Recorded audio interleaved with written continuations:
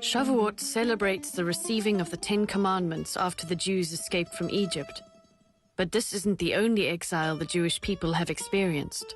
The Jewish people have experienced many different exiles. Jacob himself left the land to go down to Joseph, and that became, of course, the precursor for the Egyptian exile, which lasted over 200 years. The Babylonians exiled the Jewish people 1,000 years later, Nebuchadnezzar, the king of Babylon, and they went for 70 years into Babylonian exile. Only 500 or so years later, the Romans, Titus, once again exiled the Jewish people. There are Sephardi Jews, there are Ashkenazi Jews, there are Hasidic Jews, there are Ethiopian Jews, and there are Yemenite Jews, and there are many in between all those groupings. And the diversity of culture is due to historical separation. Jews were taken captive after the destruction of the Second Temple, away from Israel. The land of Israel was desolated, destroyed. Jews were now captives to other countries, eventually released, and they spread through many countries. Some Jews stopped in Italy, and they have the Italian tradition. Many carried on and turned left, carried on to the Spanish mainland. And that became Sephardi Jews. Some took a right and went to Russia, Poland, and Germany, and those truly became the Ashkenazi Jews.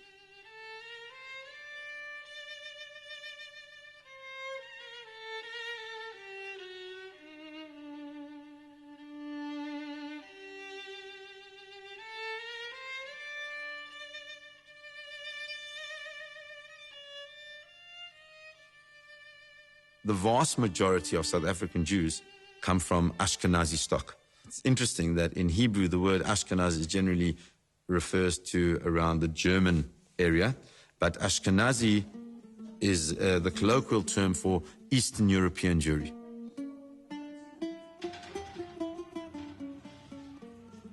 My community stems from the Greek island of Rhodes.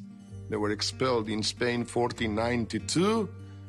They stopped in a little island called Rhodes. It is very possible that they've lived on that island for 400 and something years. The advent of the modern age and technological development, many left the island because they couldn't find sufficient work for their children. My community are descendants of those Jews. They speak, especially the older generation, speak Ladino. Ladino is 14th century Spanish. You mustn't also forget that the island of Rhodes was an island that was run by so many different people. At one stage it was Italian, then it became Greek, and all the different things. So, you know, people picked up different traditions, different food, and that's where they all came from. All that we did was we took the best of all the worlds and kept what's good and chucked out what wasn't. Yeah, and that's why everybody loves Sephardi food. I think you're quite right about that. The influences of the countries in which we lived has made us different. When 500 years later we met and looked at each other, we realized that those years had created a cultural difference. Yet we believe we are one nation, and we are one nation indeed. Because they were 500 years apart, and in those years there was tremendous evolutionary development in the history and religion and philosophical and mystical aspects of Judaism, when we compared notes, we saw a tremendous enrichment, yet we didn't always tolerate one another in terms of our views. So that creates what we call today Ashkenazi Sephardi differences. On Shavuot, there are not many, because the genuine article is the Torah, and that cannot be changed. You've got part of the tradition that's also Ashkenazi, you know, so it's not only Sephardic, your tradition, because your mother, believe it or not, was born Ashkenazi.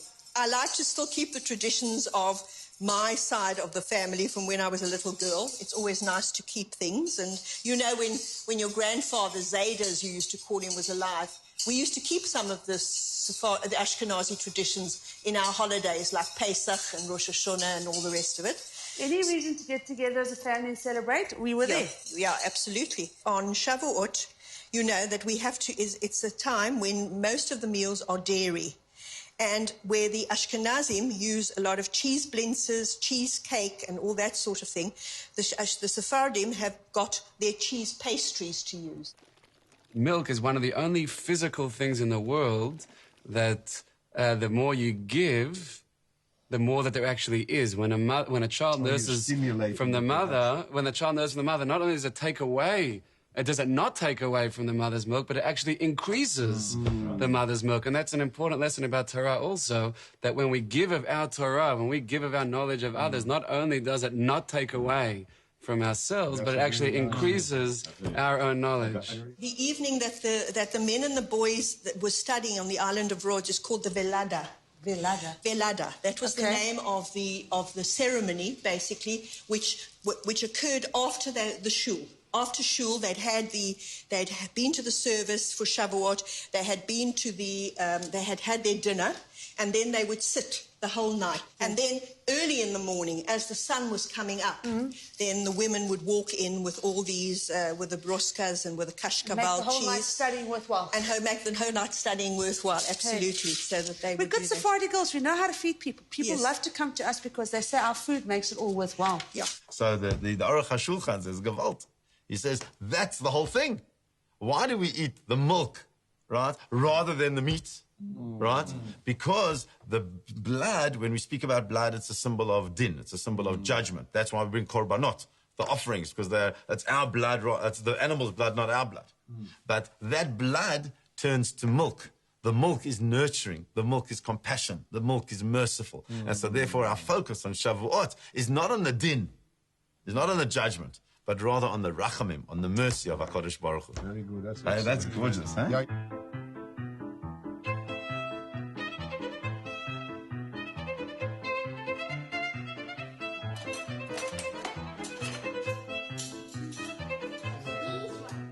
Hi, boy. Hi, boy. How's it, Ramsey?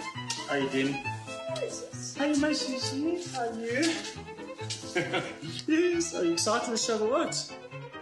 Are you excited? It's a special festival today. I'm sure you are. So why tonight, of all the festivals, not on Pesach, not on Sukkot, not on Rosh Hashanah, it's the only time on a festive meal we have a much cheaper, I don't know if it's cheaper these days, but it's definitely simpler.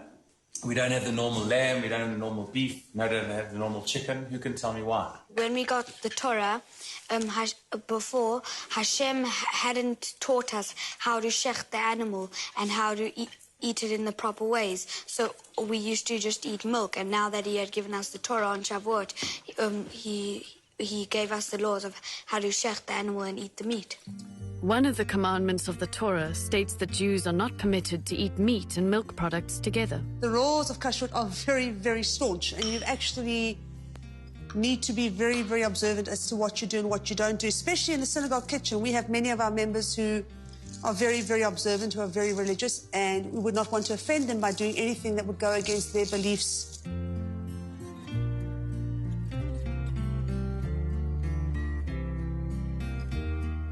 It is amazing that through so many centuries, if you take a Torah from Morocco, or from Yemen, or from Russia, or from Lithuania, and you count the letters and the words, they're exactly the same.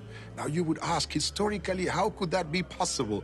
Hundreds of years of difference, total separation, no communication whatsoever, and the text is exactly word for word, letter for letter, stroke for stroke in the writing, exactly the same. That shows the divinity of our text and how the Jews protected it so energetically that we allowed no changes whatsoever to occur. Yes, the style of writing is different. Yes, the way the Torah is encased and protected is different. Sephardim will have a wooden box with silver, which is firm. Ashkenazim have the two rollers, yet the content is exactly the same. Despite all the years that Jews have lived in different countries, they are still united through the Torah. They are truly one nation with one heart.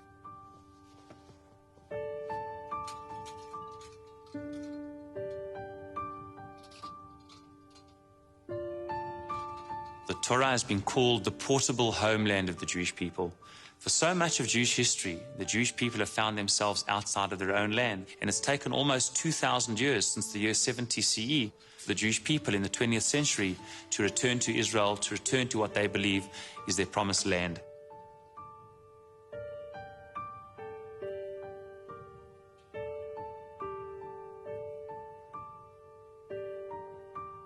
How have the Jewish people managed to remain so distinct and to keep up this value system despite thousands of years of exile. It is undoubtedly due to what the Jewish people have called their portable homeland, the Torah. It created a lifestyle, and somehow that lifestyle, that system, that communal system of Jewish life has somehow miraculously preserved the Jewish people thousands of years later without being in their own homeland, within their own country. It's a nice Shavuot, yeah, huh? Savri Maranan, Rabbanan Rabotai, Baruch Ata Hashem, Elokeinu melech haolam, Borei Pri Hagafen. Amen.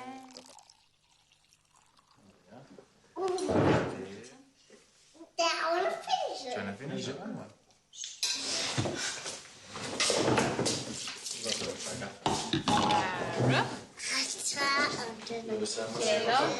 The word Baruch, which is generally translated as being blessed, comes from the root brecha, which means a spring, a living spring of water.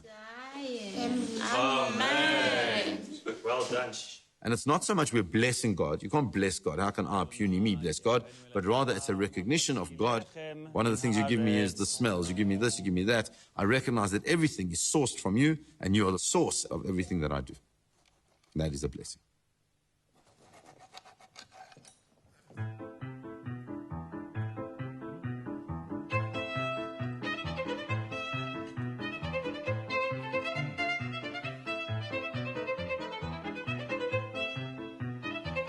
They say the bread... I made it. Did you make it? Did you made it this? They say that the bread, the challah, is only as good as the guests. That's what that's an old urban legend. So I want to propose a toast. We really appreciate being with the Lipshitzes. We appreciate being with our children, especially on this festival, which is all about families. And I just want to wish you all l'chaim, and may we celebrate many, many more Shavuot dinners together. L'chaim, l'chaim, l'chaim, l'chaim, l'chaim, l'chaim.